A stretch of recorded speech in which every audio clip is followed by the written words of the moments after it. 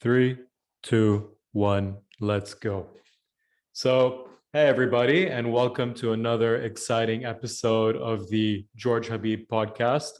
I am clearly George Habib, and in front of me, thousands of miles away, I have First Officer Ashwin.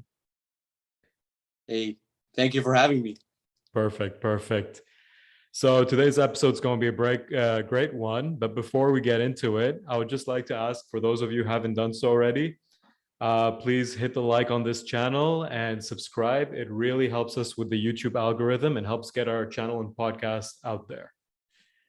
And yeah, as usual, we've got our questions on the side. I got my mandatory cup of coffee. And Ash, let's do this. Let's do this. So Ash, let's start with the questions. What is your background? Well, I was born and raised in Dubai, lived there for 18 years of my life. My background's originally from India, but like how it is in Dubai, there's a lot of expats. So my parents moved and we were born and raised in Dubai. And then I think at 18, I moved to Canada, to Quebec, for university.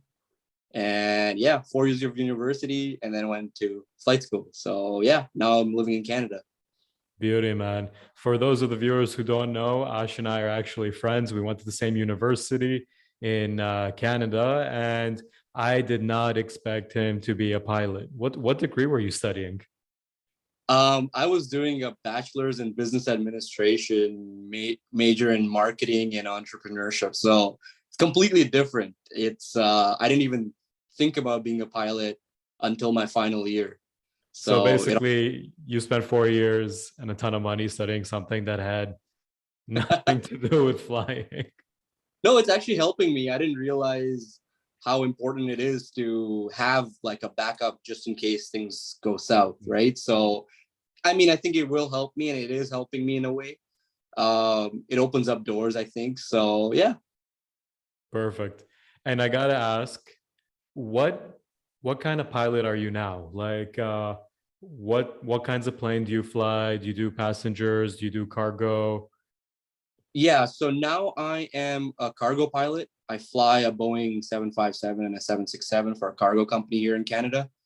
So before that I was doing passenger flying as well. So I've done both of them, but currently, yes, it's cargo only. Perfect. And now this is a bit of a big question. What made you decide not to go into business administration and marketing and instead, like, basically become a pilot, fly all these planes and carry all these people and cargo? Yeah, I thought about being a pilot back in grade 10. But at that point, I went up to my school counselor. I'm like, hey, listen, I'm thinking about being an airline pilot. And the information that I got was you have to take all of these sciences courses. I had to take like every kind of physics, chemistry, math, everything. I needed everything. So I'm like, okay, sure. I guess this is what I have to do. And back in Dubai, my school after grade 10, you had to pick what courses you wanted. Yeah. So if you want the sciences or you wanted to go all the way into the businesses, like it depended on what career path you wanted to take. Was it the S or L system? No, it was the CBSE. It was the Indian school system. So you basically were kind of like stuck in a way that you just had to either go into the sciences, and these were the courses that you got, right, or the business. You couldn't just pick like, oh, I wanted like 2 courses of business and I want 3 courses of science. It didn't work that way. It was just, if you're going into the sciences stream, you just went all out. You did physics, chemistry, math, biology, everything. Like you had to learn all of this. So so I basically got into it. I didn't enjoy it at all. I'm like, oh, this is not me. So then I would go up to my buddies and I would ask them like, hey, like, how's the business side of studying and how you do things. And I tried looking up their books, and I was actually interested. I'm like, this is something I can do. So I went over, graduated high school, and I decided, okay, I'm just going to continue in business. And then I went to university, did 4 years of that. But my final year, that's when I started to think like, okay, what's next out there? And that bug of aviation was still like somewhere in the back of my head. And yeah, so I'm like, okay, maybe I should start doing more research. So I started to do some research, find out if, how I can do this.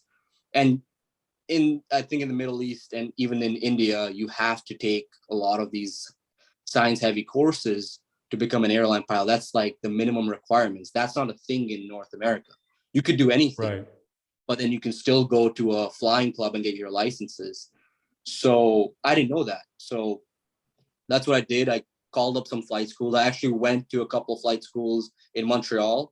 I took a bus. I didn't have a car at that time, so I took a bus and in a literally a blizzard, showed up there, and one of them was closed and the other two were open, but even barely. There were just a couple instructors hanging around.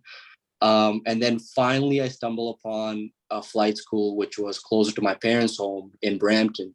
Right. So there, luckily, it was a bad weather day, and there was an instructor available, so he was able to like go through the whole steps. And I said, okay, let me look into it.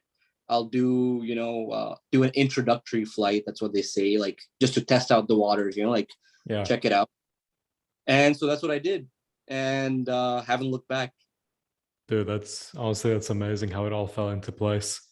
I know it's crazy how like I was going into this whole business career and then it all switched right away. Yeah, But bro, screw that crap, man. Like, come on, being a pilot's way cooler. Let's be honest. Was there ever any like moment of inspiration, like when you watch Snakes on a Plane or Air Force One or Soul Plane? Like when you watch these three very specific movies, you don't feel a moment of inspiration?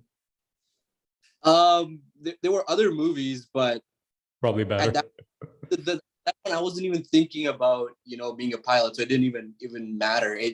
It was just once I started to think, when I started to think that way in my final year of university, then anything I did, I was like, oh, that's cool. Like, oh, that's aviation related. I would start to like kind of piece these, like, put it all together and think, oh yeah, this would be cool. So that's when like the final year is when it finally started to happen. So if I would watch a movie with airplanes or something, I would start to actually go do some research about it. Okay, this is interesting. So Bro, yeah. that's honestly, it's so refreshing people being interested in like what they eventually wanted to do.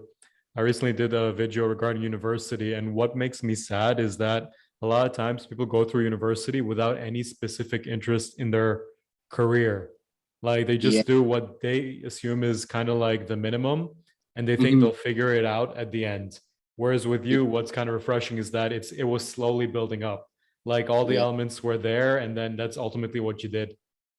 Yeah, exactly. I thought about it, and even just before I said, okay, maybe I should do this, Hmm. there was a moment where I'm like, maybe I should just quit university Yeah. and going right into it. But in that, by the time I got to that point, I was already in my final semester of university. So I said, you know what, it's actually better for me to finish it, get a degree out of this, and then move forward. And Yeah, might yeah, as well. might as well. Yeah. So I can't imagine that was easy though. So could you tell us more about like the difficulties along the way, whether it was from your side or just the difficulties inherent in becoming a pilot? So the biggest thing for me was, how first out of grade 10, I was thinking maybe I should go into the sciences. So I still had that fear that, hey, what if I get into this because I'm looking at the glamorous side of things and it just doesn't work out? Or if I burn through all this money, because it is expensive to become a Hmm. pilot, if I burn through all this money and then I decide halfway through, oh, this is not for me, or I can't do this anymore, that's just money wasted.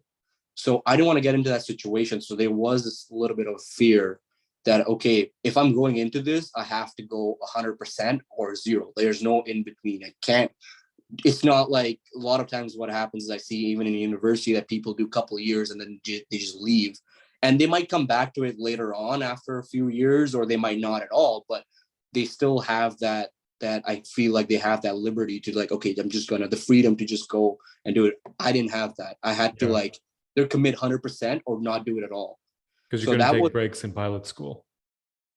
yeah, so our program was an integrated program. So what happens is what I thought was, hey, I did 4 years of university. Now wasting more time to slowly get my licenses just didn't make sense to me. I wanted to like just get into the industry right away and start working, and getting my experience up and get to the airplane that I want to fly and all of that. So I chose to go into a more accelerated program. Right. With that being for that, I had to like basically forget I had a life outside of aviation. It's funny because one of our instructors, the first day of school or first day of flight school, he's like, okay, so if you have a family, a girlfriend, friends, social life, all of that, forget it all, because for the next year, you're doing none of that. You're only focusing on aviation. And that's actually true. That's exactly what happened.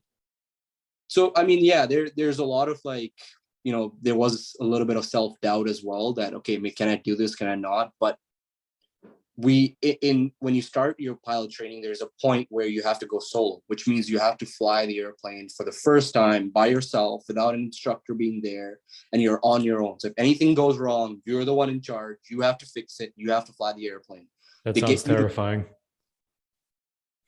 Yeah, but they train you to that point, like you do, and it's not many hours. It's only about anywhere between 15 to 20 hours that you don't have much experience, but they deem that you're ready to go fly this airplane. And all you do is one takeoff and landing.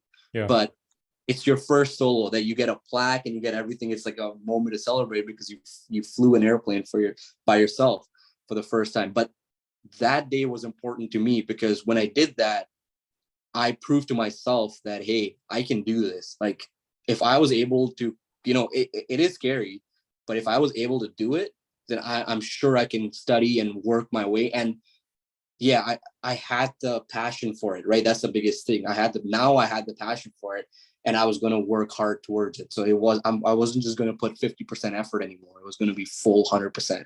Yeah, you got to go all in. And I'm assuming it really took you out of your comfort zone. Oh, all the time, because there's a lot of things that you're doing. You're spinning the airplane up in the air. You're putting yourself in potentially dangerous situations to learn that this is not what you're supposed to do or how to fix it. So we're continually learning about engine failures, fires, and like what happens if your passenger gets sick, or if you put yourself in a weird, attitude that you have to get out of now.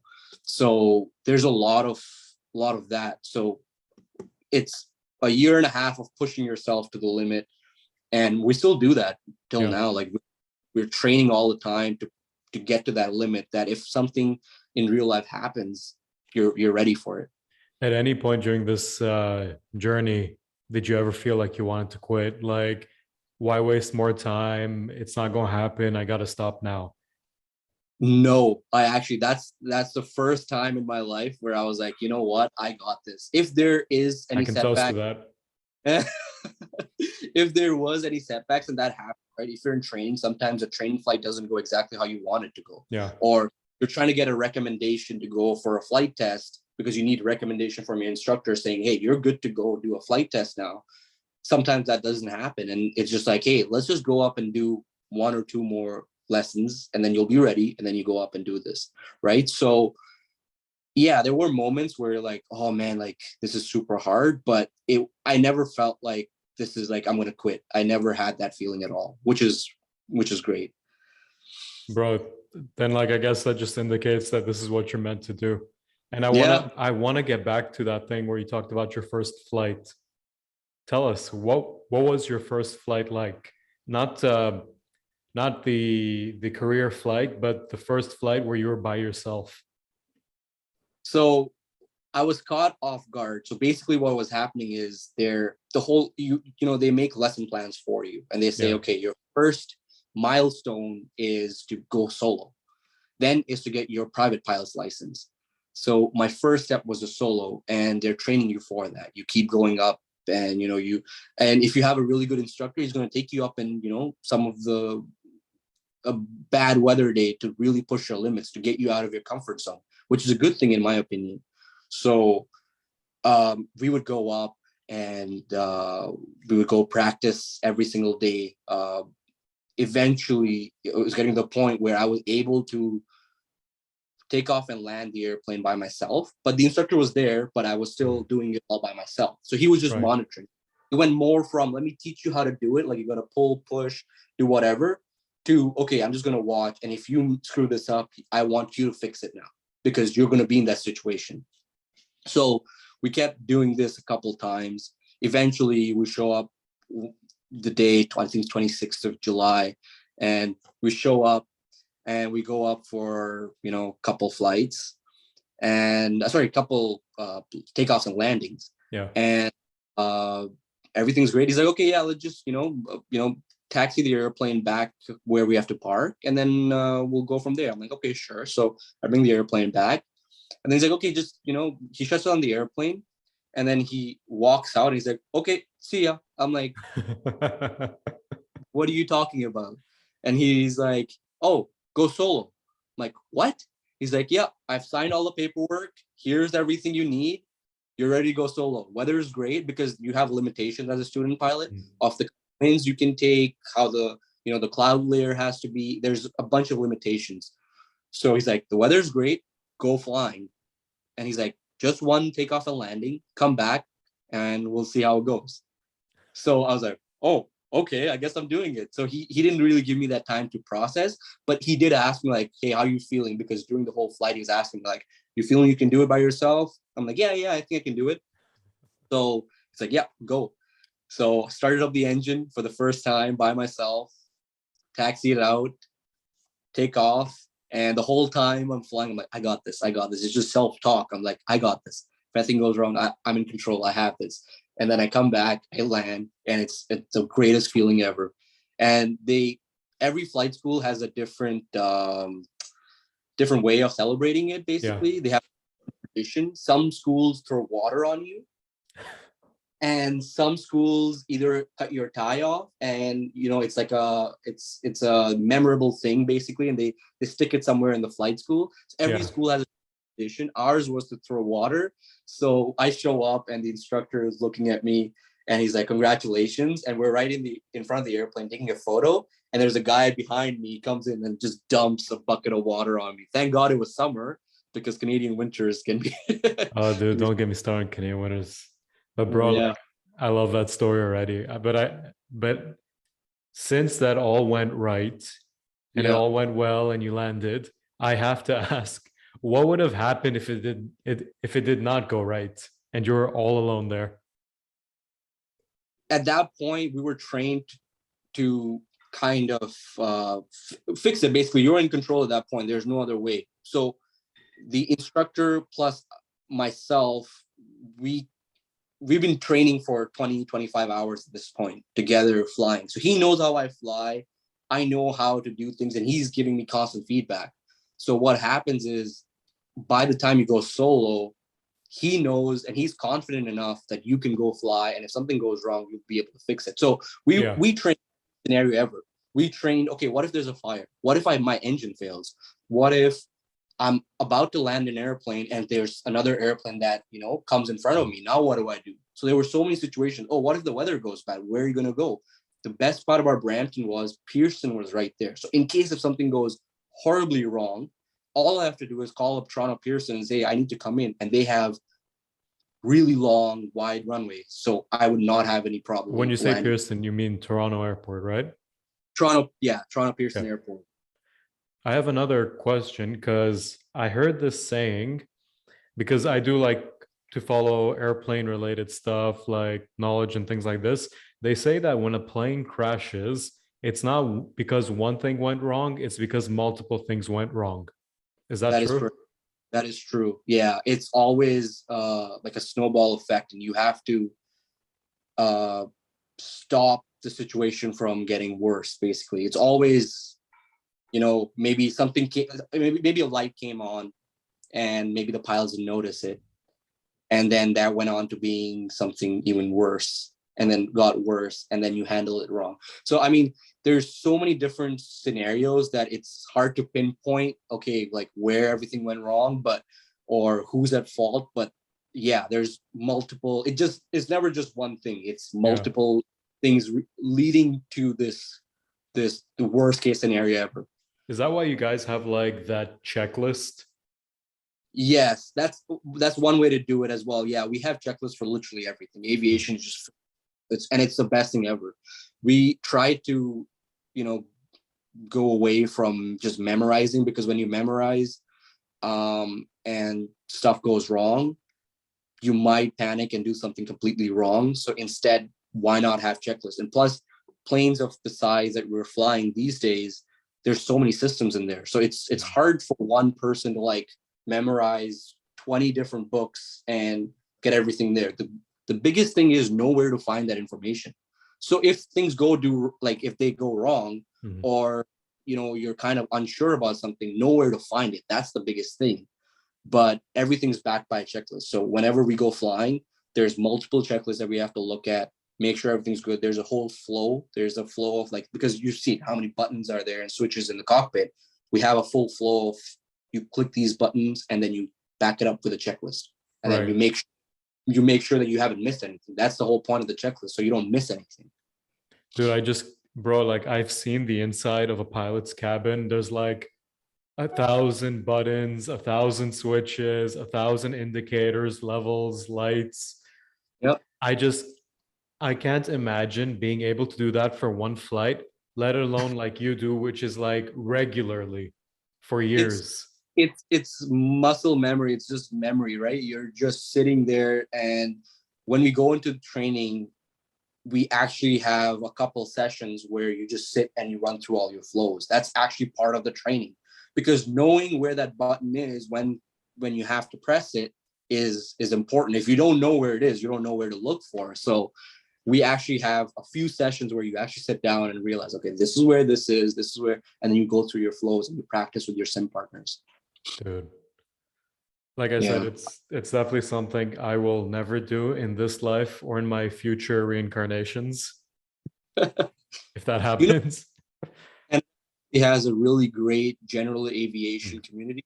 So if you didn't want to become a commercial airline pilot, you can still go and fly a tiny little Cessna. Yeah, exactly. And enjoy flying. Like if I'm ever in Montreal, or if you're ever in the GTA, we can set up a time and we go flying and just get a feel for it. It's actually not even that hard. That's what I'm I down, feel. but I don't think I'm so brave. But I'm down. Spoiler alert to everybody, I've got severe issues with flying, even though I always have to do it every year. Before I get on the plane, I psych myself out. It's like, this is a convenient time to search aircraft disasters. Oh crap, it's the same model plane as the one I'm going to fly in.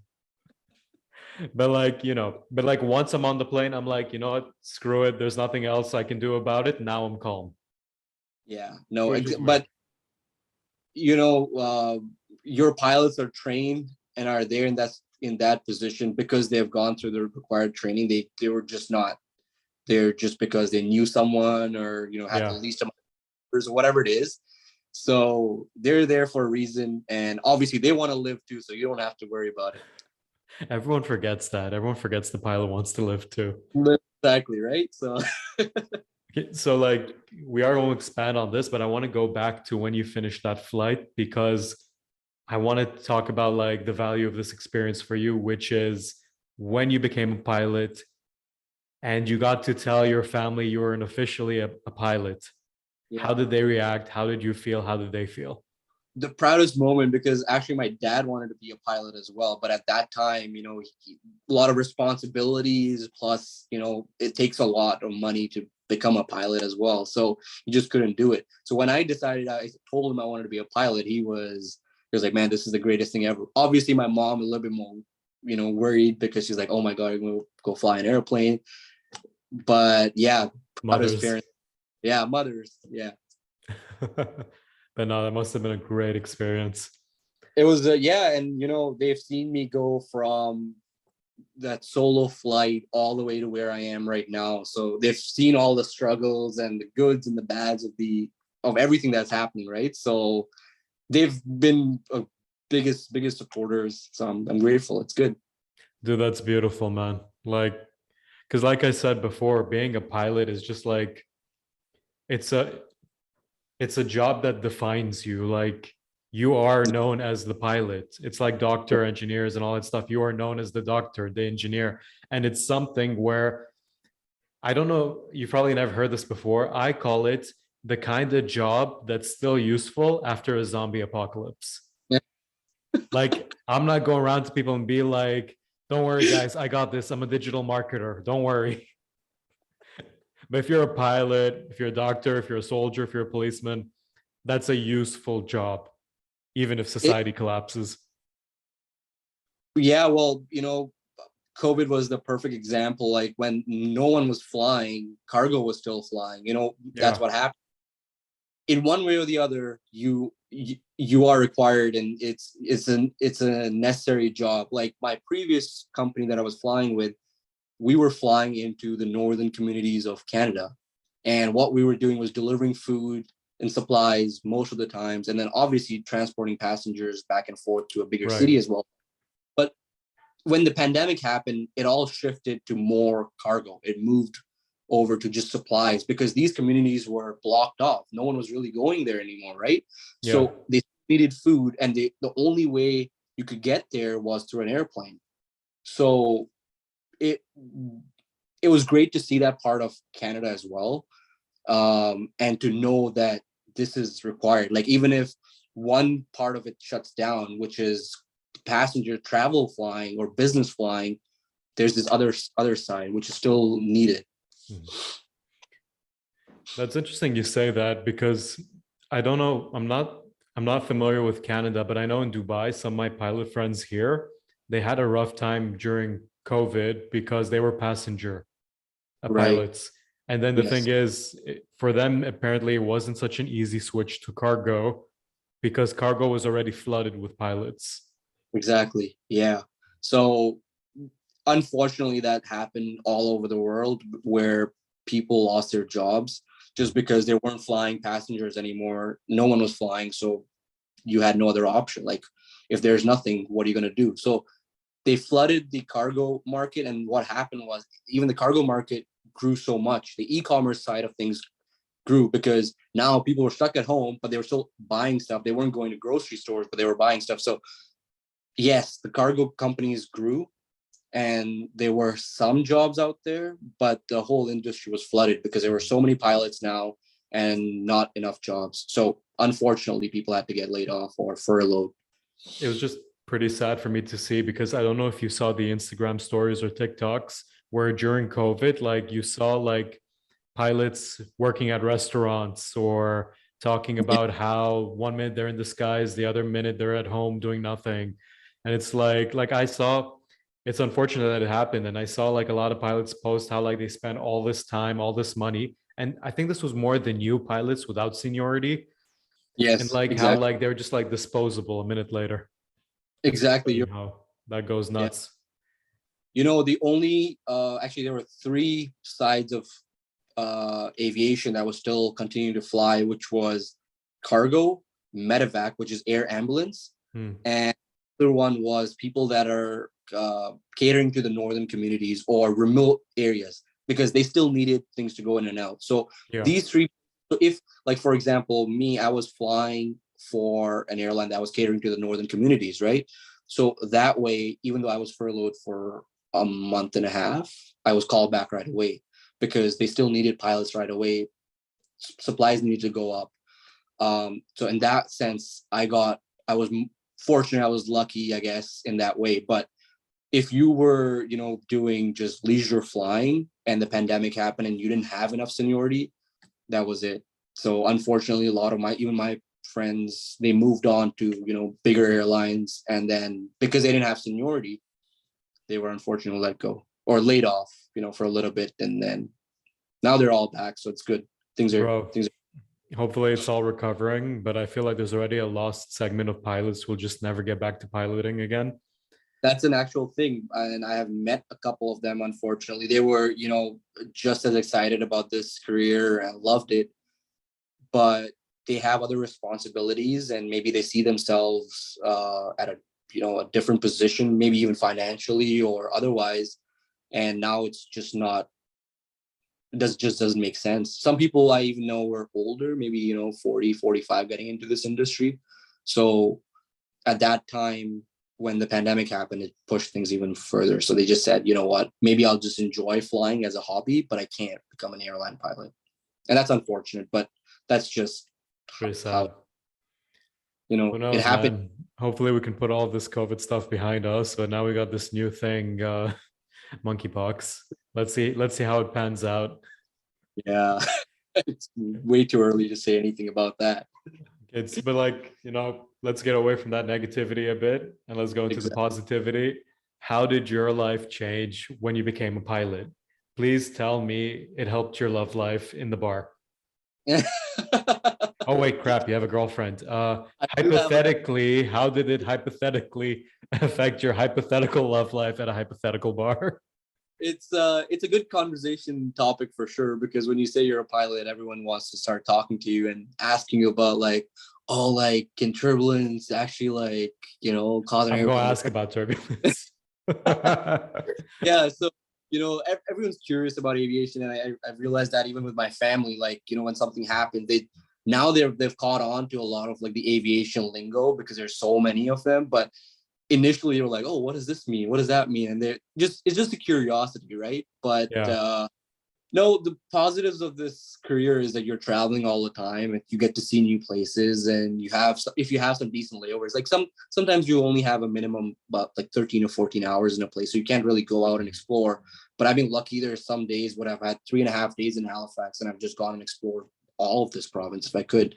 So it's been nice. Like, I get to travel. I've become more health conscious as well, because with this career, if you're not careful, you start to, eat unhealthy, you start to gain a lot of weight, and then you have to, we have to do a medical every year. So if you're not healthy and you start to have some medical problems, it can actually stop you from flying altogether. Yeah. So it's pushed me to be okay. I gotta get healthy. I gotta, make sure I eat the right thing, sleep at the right time, all of that. So overall, there's good to this aviation industry. Yeah. Did it add to like did it give you more of a sense of prestige? I mean, Because that's how it yes and used to be in the old times. Like a pilot was like yes and no. I feel like that's in more in Middle East and Asia. I feel like that's more in that part of the world. In this part of the world, it's still good. Like, yeah, okay, yeah, you're a pilot, it's a good thing, but I see that more in that over there. When I go meet my cousins or meet people in that part of the world and tell them I'm a pilot, then it's like, yeah, I can see that there's a sense of pride and prestige there. But in Canada, it's just, for us, it's just another job. So Ash, I gotta be honest with you, I completely disagree. Being a pilot deserves to be a prestigious thing.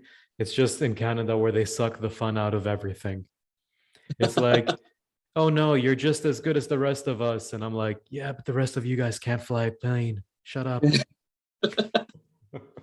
no, but Uh, I see your point of view, because you've also seen that part of the world, and there's a lot of that. Like, when I would talk about airlines in the Middle East, uh, everyone's like, "Oh man, like that'd be the best job in the world." Like, there's good and bad to everything, right? But yeah. people look at the prestigious side of being an airline pilot, wearing that suit, the hat, and all of that. So that's First the image. officer. Yeah. Do you ever correct people when they call you by your first name? That's First Officer Ashwin. Thank you. I've been called captain, and I'm like, not yet, not yet. I'm coming there. You will. You'll be captain. Fingers Perfect. crossed. So yeah, Ash. So that's the prestigious part of a pilot, which is basically like, people are proud of you. Your lifestyle changes for the better and things like this. Basically entering such a meaningful position. Right. Now I gotta ask, what are the cons of becoming a pilot? Like, what are the tough stuff people don't realize until they're Mhm. in that position? So the biggest one is being away from your family. Hmm. Um, the I would start off by saying another pro for AV or for being a pilot is you get a bunch of days off. Like, you're only working about 15 days a month and the other 15 days off. So Right. that's the good. But however, those other 15 days, you're gone and you could be anywhere, any part of the world, right? Right. So and if you want to pick up some overtime, work a little bit more to make a little bit more money, then you have to, again, be away from home. So that's the biggest thing. If you have a family, if you have kids, whatever it is, that's the part, that kind of sucks because you can't spend all the time. I have friends and their parents or their dad actually missed their own birth because they were out flying, and the mom went into labor and she's like, I gotta go to the hospital. And he's like, well, I'm sitting in Hong Kong at this point. So even if I come there, like the baby's born. So I might as well just do my flight and come back. Just tell her to keep it in. Tell her not to be selfish and just keep the baby inside for a bit longer. Also, my dad did not have that excuse. My dad's not a pilot. The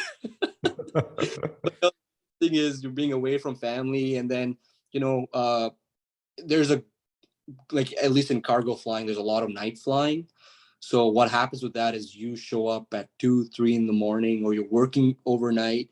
And then when you land in a place, there might not be many food options. So you end up kind of being restricted to what you can eat. And sometimes, actually most of the times, you end up eating unhealthy. So you have to be really careful about what you're intaking. Another big thing is the rest, because time zone differences, your land, it's happened before. The people have skipped a whole day and they've gone back into the time zone, but they've skipped a whole day because they took off at night and landed somewhere that it was just, again, coming back to being night. Yeah. So just missed a whole day of your life traveling around, right? How So do they balance the sleep part of it? Because like some of these flights, we're talking like New York to Singapore, that's like over 20 hours. no, I know there's they sleep in the plane, like they take shifts, but that's got to yeah, met. Like, what if you're just feeling insomniac for a night? yeah, that's part of the job. But that's the thing, we do a lot of briefings. We always talk about the threat, because it's always the threat and error management, and that's how you get away from a situation, a bad situation. So if you're able to understand that there's a threat and then manage it somehow, figure it out, fix it, or avoid it, that's the best solution to it. So what happens is, that's why we always talk about it. Even when we're doing night flying, we're always briefing this, like, hey, you know we're flying through the night. If you ever feel tired, just let me know. We have something called a controlled rest. Hmm. So you can nap in the cockpit as long as there's one pilot that's awake and he's flying the airplane. The other person can nap for 15 to 20 minutes. On a longer flight, like a ultra long haul flight, which is anything beyond like 9 or 10 hours, and now you're getting into like the 14, 15-hour flights, you have 4 pilots. So what happens is, after a couple hours or maybe like 4 hours or so, the pilots that took off, they go and sleep for the next 6 hours or so, and the other guys take over and they fly the cruise portion of the flight, and then these guys come back and they fly the last like 4 hours or something. So overall, the responsibility is shared, but you need 4 pilots because you can't do that much flying with just 2 pilots. It's just dangerous. And Right. again, aviation is all about safety, and there's always been instances, and that's why there's regulations have come in place. So it's good. Dude, It's wasn't safer. it? Wasn't there that guy who like literally committed suicide, but like he also took the whole plane and passengers with him in Germany? Yeah, I forget the airline now, but yeah, and that's why a new regulation came in that said, if a pilot is leaving his seat to go use the washroom or just stretch, there has to be someone else that comes in. And at that point, there's actually a flight attendant, or if they have any other pilots in the plane, who are obviously working for the company and on duty, can come in and sit at that seat. So now that's how they avoid having to risk that situation again. Hmm. It's insane, man. And before we move on to the next question, you mentioned you have your girlfriend. How does Yeah. being a pilot affect that relationship? Well, we were long distancing for a while, so it never really affected me that much, just because we were anyways long distancing. Hmm. So now it's going to get a little bit more interesting, because when we start to live together, and you know we're moving forward to, if we get married and all of that, at that point, then it's going to Knock on be, wood. yeah. So now, like, I can take all the overtime I want, and work as hard as I want, because we can still communicate. So biggest thing is, again, communication. Like, you just have Right. to, and I see that all the time, even with the pilots that I'm flying with, some of the captains. first thing they do, they message their girlfriend, significant other, wife, whoever it is, call them up, talk to them for a couple minutes, and then they go to sleep if, take your rest and then come back and they talk. So communication is the biggest thing, I think. But it's Yeah. definitely something that has to be like overcome instead of like. It is, yeah. So it's a different way of life, right? Because now with anyone else who's working 9 to 5 or, are done by like 6, 7 in the evening, and then you can see your significant other. But however, when you're a pilot, 15 days you're gone. You can't see them. So that's why but there's pros to that too, because the 15 days that you're away, the other 15 you're with them, or you can spend so much more time at home and kind of catch up on stuff. So it takes a little bit of adjusting and getting used to, but. So it's definitely not something that's for everyone. You have to truly love it.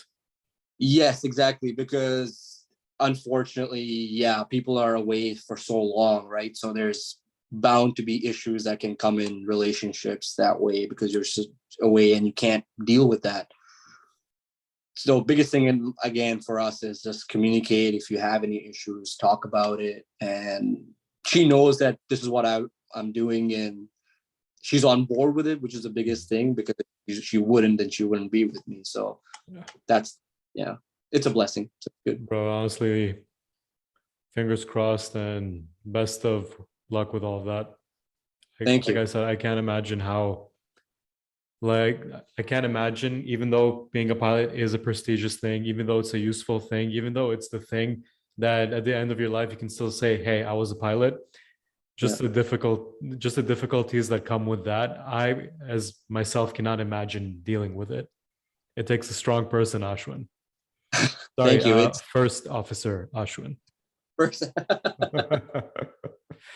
Okay, so then let's bring some fun back into this. What crazy stories do you have? Most of my crazy stories are all from my northern flying experience. All of that. It's you have to understand, when we're flying in these northern communities or places up north, they don't have like a normal runway. This is all gravel runways. These are not proper paved with the numbers and lettering and all of that. This is just like a strip up north, and you're landing airplanes there. So I've had a situation where we would taxi out to, line it up to the runway and then basically take off. But we're lined up, and just before we, add the power to go, we just had a pack of wolves just casually walk, and they chilled. Ash, I gotta stop you right there. When you started with this story, I did not expect to hear the phrase "a pack of wolves." Yeah, that's it. They just walked in and they just hung out. And I'm like, wait, what is going on? I'm looking at my captain. He's looking at me. He's like, well, this has never happened to me. But that's the thing. They were just walking around, because these communities are like literally in the middle of nowhere. There's a bunch of wildlife. You can spot bears, elk, moose. There's a bunch of stuff there. And we just saw a pack of wolves just walk in. And now we're like, kind of like scratching your head, because none of us have dealt with this situation before, right? So you couldn't just run them over? No, well, no, that we can't go flying. I didn't see that pack of wolves. Oh, it didn't happen. No, but the captain had, he thought of, he's like, okay, you know what? We'll just move a little forward and then we'll try to go back in and wait. So we started to move forward, but just with the noise of the airplane, that's when they got scared and moved. And then we had to like go back, get a visual inspection, get someone to go and take a look, so that again, if we're, racing down the runway and then more come in, that's a dangerous situation. So we got someone to go inspect, make sure, and then off we went. I'm assuming this is a very uniquely Canadian problem and not a problem for pilots in general. Yeah, no, this is because what happens is, for a lot of pilots, your first job in Canada is flying in these northern remote areas. That's just how every country is different. But in Canada, most people go up north and they fly these kinds of airplanes in these situations to get experiences, then move on to something, bigger and better, or whatever it is. Some people stay, they enjoy it. Like, that's just a way of life. It's just different goals, right? So, but for a lot of young pilots, they go up and it's actually fun. It's it's good experience. So why not? Like, you get stuff like this happen once in a while. Another crazy experience was we were coming in. Actually, no, we were on the ground at this point, and we're getting the airplane ready. We get all these Yeah. passengers, and we were like ready to go. On time departures. That's what we were all about. Like, make sure everything's good. Brief the passengers, because the plane I was flying, we didn't have a flight attendant at that point. I was the flight attendant and the first officer, so I was doing both. I had to go brief the passengers before, let them know about the whole exits and what happens in an emergency, blah, blah, blah. And then you come back and fly the airplane. So we Did you did have to all of like switch personas? Like the second you got out of the cockpit, you had to put on the dress and start like talking in your like calming, soothing air stewardess voice, or No, I was just me and that was it. But I've had situations where we would land and I would tell, oh, welcome to, because we're doing like 8 or 9 legs a day. We're flying a lot. So I would just say, oh, welcome to this place. And they're all scratching like, what? I'm like, oh no, this is I misspoke. It was a wrong airport, but they were confused for 2 seconds. They're like, wait, did we land at the wrong place? Like, oh, bro, that's definitely happened before. but no, anyways, I was getting this plane ready. We're ready to go, right? Air traffic control basically comes in and they're like, hey, we need you to shut all the airplanes down. Like, basically the traffic in this airport, you need to shut everything down. It's like, oh, what's going on? Later on, we find out, no, not later on, but like as like we're shutting everything down, we see like this car like zoom past, and then you see like a bunch of cop cars following. And it's like, wait, what? What's On the going on? runway? Not on the runway, but on the taxiways and like the other air. But that's what I saw, right? That's all I saw. Anyways, the story that we found out later on was there was a lady that was driving and then she was littering, like she was throwing stuff out of her car. Her bad luck, there's a cop behind her. So he flashes the lights and he, like, the sirens and everything. And this lady just books it. She just starts driving crazy. And now there's a police chase. This lady was intoxicated and ends up driving through the fence of the airport. Like, she broke through it and she made it past the other side to the point where there were airplanes landing and they had to like go around because there was a car on the runway and she was racing down the runway with cop cars behind her. And then she gets out, hits a couple airplanes, and somehow manages to still drive. And they stopped her in town with spike strips. Dude, And this is, can we just we're sitting, appreciate how this story started with littering? yeah, I know. And it just gets crazy and crazy. I'm like, wait, what the hell happened here? And because of that, we're delayed 2 hours because now they had to see the damage and the debris that could have been left behind with this car hitting stuff and all of that. So what a buzzkill. What a selfish yeah, person, man. Just like litter somewhere else. That's the moral no, of the story. Litter somewhere else. she was drunk driving and littering. So that's how it all started, and it just escalated to that point. But yeah, that's another one. And then I've also like coming into approach in some of the northern communities, you end up seeing bears and polar bears and stuff, and you're close to the Hudson River.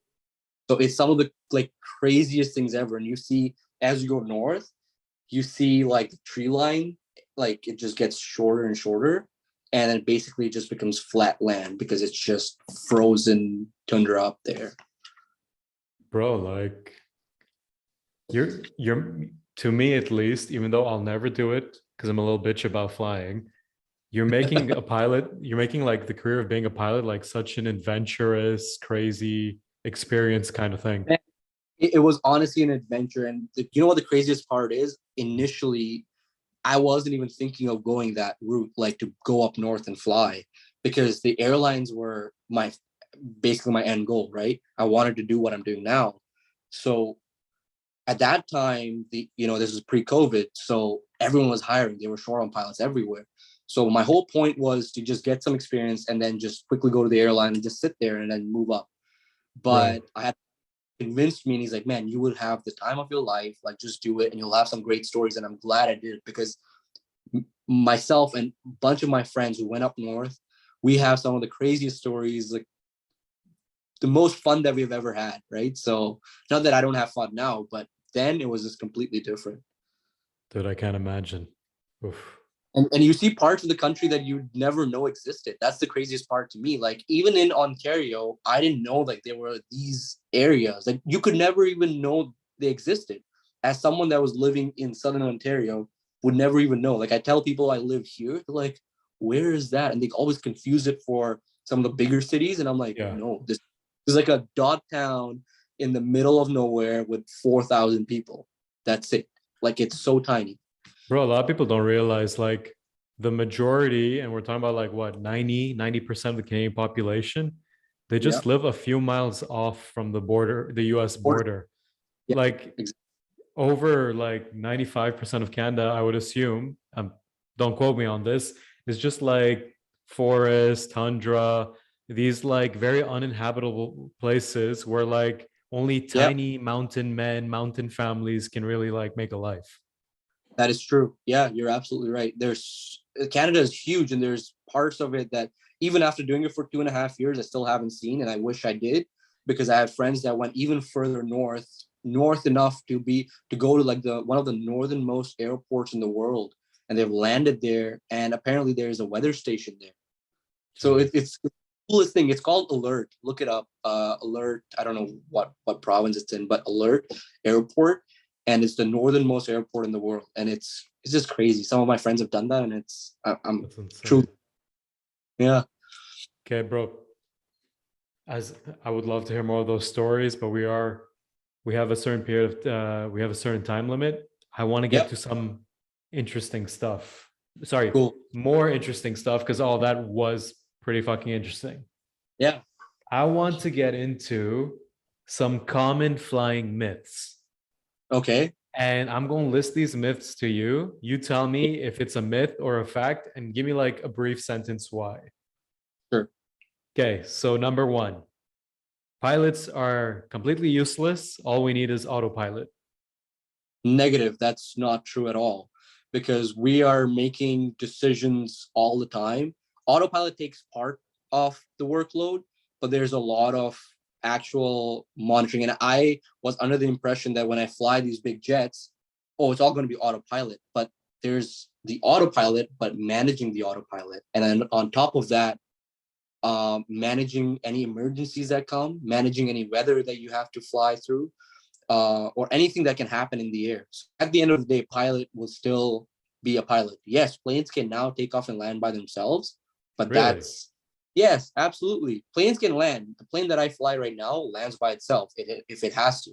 If the weather is bad enough, you can program the autopilot to land it, but the captain flies the whole approach, and he's got his hands all on all the time, because in case something goes wrong, or if he doesn't like something or we don't like something, we can abort it and come back and try it again.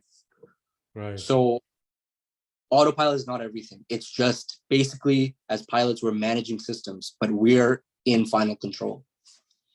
Dude, if someone ever asked me, do you trust like a machine or a person? I would always trust the person. I don't know why. Like logically, Yeah. you think you trust a piece of advanced technology that has like the Mm. capacity of many people, but it always, for Yeah. me, it always comes down to a person makes better judgment calls. Exactly, and the machine can't do that. So it's the intuition, the experience that you have, and the captains that we fly with, the pilots that we have, they have so much experience. They've seen a lot of things, right? They've gone through moments of severe turbulence. They've seen emergencies. They have seen engine failures, fires, onboard, passenger emergency. They've seen all of it. So it's based on their experiences and their intuition and the SOPs. We always have to follow the standard operating procedures. Okay. Within all those limitations, that's when we make a decision. It's not just let's just do it and then see what happens. Like I said, I'll always trust that sense of intuition.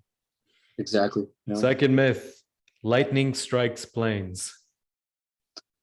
What about it actually? What do you want to know? Does it happen? It does all the time. Can So we turn it can off be, that option? no, I wish, but unfortunately, sometimes you're going through weather and it can happen. And most planes are built to withstand that. So it's not going to be a situation where lightning strikes and that's it. You just fall out of the sky. That's never going to happen. There are instances where there's been holes left. So lightning, whenever it hits, basically it's entering from a point and it needs an exit. Yeah. So whenever lightning strikes, yes, it's not a like it's a It's not great. I mean, it's not a situation where you're just gonna fall out of the sky, but you have to now make that decision that okay, you did have maybe a severe lightning strike. Now, what are we gonna do? What are our options? And once they safely bring the airplane on the ground, then that plane is not flying for a long time because they have to see where the exit hole is. What's happening? Where is that going to come out from? Yeah. What actual damages that's happened on the airplane? And then the aircraft engineers and maintenance has to sit down and make sure that the plane is airworthy again. Has it ever happened to you? No, it has not. No. Do you know No. how it would feel like hypothetically? Like, would it just feel like a bounce or a shake? It's more like just like how you hear a thunderstorm, like you hear the thunder. And then on top of that, if you're a pilot up front, if it hits the nose of the airplane, it's like a camera flash that you weren't expecting. It's just bright Blinds for you. 2 seconds, and it just blinds you for 2 seconds, right? I mean, obviously the autopilot on, so you don't have to really worry about anything. But yeah, that's from what I've heard from people who've been hit. They said, yeah, it's just blinding for 2 seconds, and then you're like, oh yeah, okay, we got hit by lightning. And then next step is let's make sure all the instruments and all of the systems are working right. If they are, okay, let's continue. If something's off and they have to maybe deviate, fine. The good thing is there's so many airports around the world that you can just land now. So it's never really an issue. You'll never, if it's an actual emergency, you wouldn't be in the air for much long. Right. I just hope it never happens when I'm in the plane. It can happen to other people on other planes that I'm not inside, but like I like to think specifically when I enter a plane, I get a pass. Yeah, it's So, just part of flying, right? So you can't get away from that. next one. This is not a myth, more like I always hear this term, but I never know what it means. What does red eye mean? Taking the red eye. Yeah, so taking the red eye means a night flight. What happens is because you're awake all night, when you reach destination, your eyes are red. That's how it all came.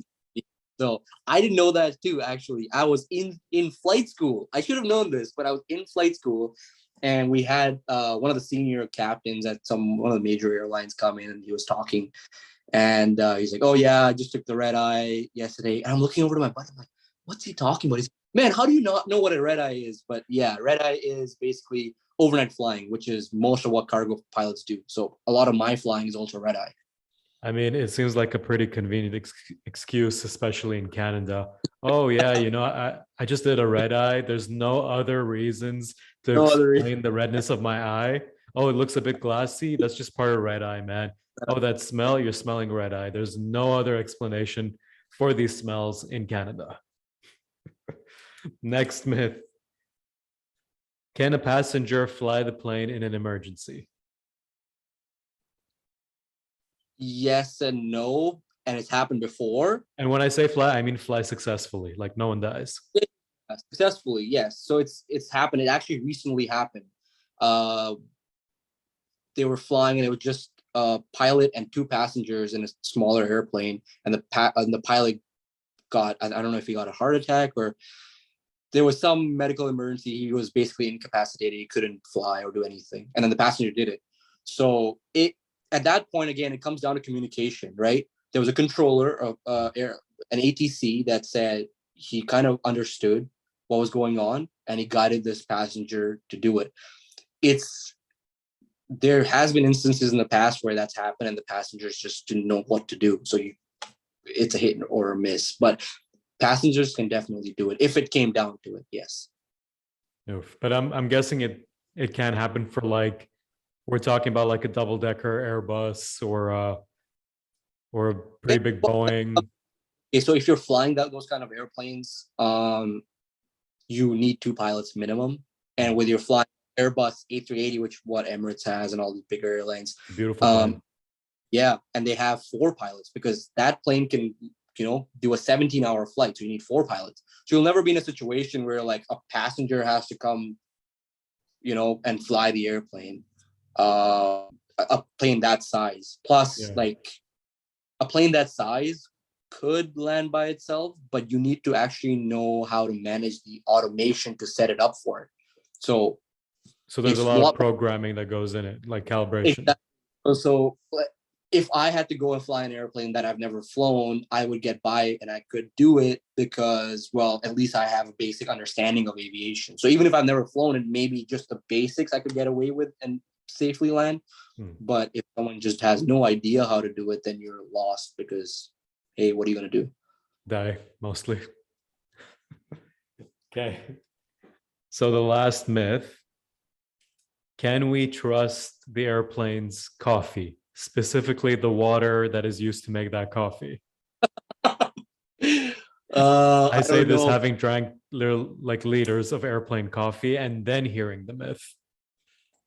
Yeah, I'm actually not even sure because I never have airplane coffee in general. Yeah. So, and our airplanes actually have like a kettle that you can make your own coffee, but we have bottled water in our airplanes. So we just use that and then heat up water. So we know it's clean. Yeah. But I have stories of some airlines or some places where it's just any water, and I don't know. Yeah, to the viewers out there, the origin of this myth is that basically the water used in the coffee they offer everybody does not come from a clean source. Apparently, they don't clean the tank too much, and it's pretty filthy. That's the myth. It might be a myth. I don't know. I can't really comment on that because I don't know myself. I just never have airplane coffee myself. Yeah. So we'll have to bring a stewardess on the show or something. Okay. So I told you I'm going to ask you about this. I'm totally going to ask about this. And this thing that I'm going to ask you is basically the enemy of all pilots, the thing they fear the most, the thing that happens, it could be sudden death. Ashwin, First Officer Ashwin, tell me about how dangerous turbulence is. It's not dangerous at all. We go through turbulence every single day. Oh, I didn't expect that answer, but okay. Yeah, that's all it is. Different opinion, Ashwin. Yeah, it's just a pocket of air, right? So if air gets disrupted somehow, you'll get a little bit of turbulence. You can be landing in an area that has mountains all around. You'll get air that's flowing through the mountains and cause a little bit of turbulence. But pilots are trained for that. We get used to it. We build experience. We're able to cope up with it. Plus, on top of that, pilots help pilots. Air traffic controllers help pilots. So when we're in the air, it's quite different for cargo pilots because a little bit of turbulence, it's okay, no worries. But when you have passengers in the back that can get sick, that's when you start to ask, right? So usually when you're flying, pilots are telling, hey, they always give reports back to the air traffic controller, letting them know, hey, listen, we were at 33,000 feet and we got moderate turbulence here. So we're requesting a different altitude because when you go up or higher or lower, sometimes it's smoother. So let's go there. So they always do that. Passenger pilots, all the time, they're always asking like, hey, what are the weather reports further ahead? Any turbulence? And if they come back and they say yes, there is, then they start to change altitudes or change their route a little bit. Sometimes even storms passing by can create a lot of turbulence. Yeah. But that's why we have weather radar in our planes, and we can see sometimes that, hey, you can see if you pass through this, it's going to be severe turbulence. So what we do is we deviate around it. We ask for directions to go around it all the time. So the whole point of this is at all times, passenger comfort comes first. So we're not sitting there because even though we can deal with it, we're not sitting there like, oh, it's fine, they can just deal with it. We're always like, okay, let's go away from it because, hey, the passengers are not used to it. There might be some nervous flyers that might not be okay at all. So we want you experience, right? What was the worst you've ever dealt with? It's just moderate turbulence, just bumpy thunderstorms passing by. That creates a lot of changes, right? And you just get turbulence. But it's never been a situation where like, oh my God, this is like out of control. I've never been in that situation ever. It's always knowing how to deal with it And a lot of times, if you slow the airplane down a little bit, also helps, because if you're Right. going faster, penetrating through that area of turbulence faster will create a lot more bumps. So you end up slowing it down so you don't exceed the structural limits of the airplane itself. Right. I'm not gonna lie, that's a bit of a comfort to me, but I have no doubt right before my next flight, I'm gonna forget everything you said and scare myself shitless. No, it's, a lot of people get worried because when the plane's taking off or landing, there's a lot of moving parts. Yeah. And this is, it's just the noise and like the general thing. If you're not used to what it is, that's what creates that, the fear a little bit. But I don't think there's anything to worry about. I've never. Do you ever get these kinds of questions from friends and relatives? All the time, all the time. They have the same question, right? Like turbulence, how dangerous is it? But that's the thing. We have, before we go flying, we have weather reports that we're looking at. We're looking at all these charts and data in front of us before we go. We get a full flight package and we look at all these paperwork, make sure, what's in the area. If you're following jet streams, when the weather's changing from summer to winter, winter to summer, you get a lot of jet streams passing by, and that creates a lot of turbulence as well. So we know when to expect them. We know at this waypoint, there's going to be some turbulence. So we start to think ahead. That's the best thing. Beauty. Okay, so that was all about turbulence, which hopefully scares me a little less. Let's not bet on that. Now I want to kind of close up the interview and I want to get to the deep, meaningful words of wisdom that comes from you. Mm. So number one, more about you. Where do you see yourself 5 years from now? I see myself upgrading to a captain. Yeah. Going right. That's the biggest thing. And then also eventually getting into the training department to be able to train pilots. I did a little bit of that, but that was on a smaller scale as a flight instructor just before I got my airline jobs. But now I want to do it at a bigger level, which I do it at the airlines and actually train pilots to get to that level. So that's my 5-year goal for sure. Beauty, man. And I have no doubt you'll reach that status. Yeah. Working hard. Quick question. How long did you spend being a pilot and trying to be a pilot? So I started in 2017, in the summer of 2017. So now it's about 5 years now. Okay. So before all those 5 years, and even during while you're still considering becoming a pilot, what did you wish you knew sooner about becoming a pilot? I wish I knew how fragile this industry can be. A little like economic turmoil, pandemics, or who knows what, like Monkeypox. anything, right? So it can have a ripple effect. The 2008 housing crisis, again, there was a downturn because people just stopped traveling, right? They didn't have the money for it. 9/11 caused, that was the biggest one again. And then COVID.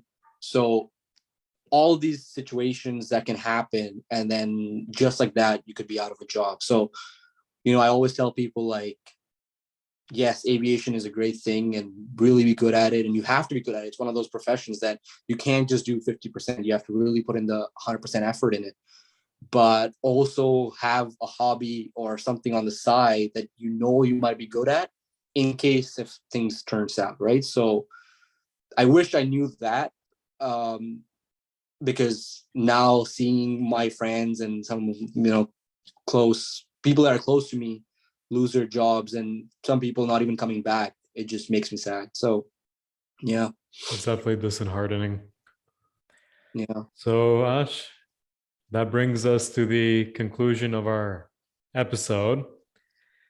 Number one, I want to thank you for joining us, for giving us all your insider knowledge, all your advice, and all your stories, dispelling some myths and confirming some. Thank you for having me. This has been a lot of fun. Definitely, man. Definitely. I'm sure this is going to be a very popular episode for those who enjoy flying or are afraid of flying or want to fly. Okay. Hopefully, you're not nervous to fly anymore, but we'll see. For the next 5 minutes, I'm quite reassured, but I have no doubt I'll start reading up on air crash disasters in South America. So I have no doubt I'll psych myself out soon.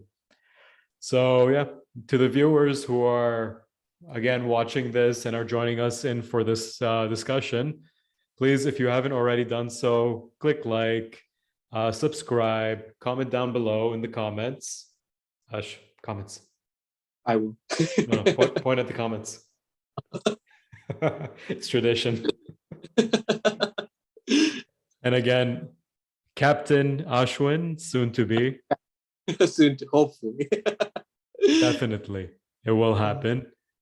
Thank you for joining us, and please stay with us in the future as the channel grows. Thank you for having me. It's been fun. Talk to you later. It's definitely been fun. Talk to you soon after. So guys, this episode is over. Have a great day. Go easy on yourselves, and don't worry about flying, and don't do what I do, which is look up the internet for air crash disasters.